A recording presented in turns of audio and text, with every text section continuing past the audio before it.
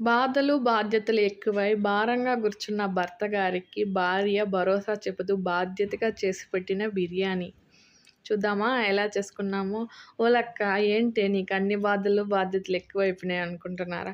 ఏమోనండి మా వారికి ఏదన్నా ఎక్కువ ఫీలింగ్‌గా కూర్చున్నారంటే, మా పతి గారికి ఏది ఇష్టమో అదైతే నేను చేసి పెడతాను. ఆయనకి ఇష్టమైంది బిర్యానీ. ఇక్కడ తమిళనాడులో ఎక్కువ పర్సెంట్ ఇలానే బిర్యానీ చేస్తారు. చాలా బావుంటుంది. హోటల్స్‌లో దమ్ బిర్యానీ అయితే ఎక్కువ చెయ్యరు.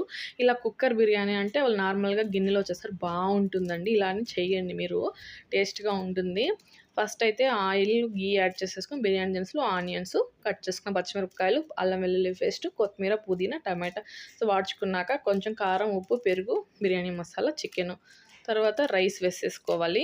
మన మెజర్‌మెంట్ ప్రకారం నీళ్ళు వేసేసుకొని కొంచెం కస్తూరి మేతి చల్లుకుంటే బావుంటుంది స్మెల్లు. అంతేనండి. ఒక విజిల్ పెట్టి దించుకుంటే బిర్యానీ రెడీ అయిపోతుంది. నచ్చితే లైక్ అండ్ సబ్స్క్రైబ్ ప్లీజ్ అండి.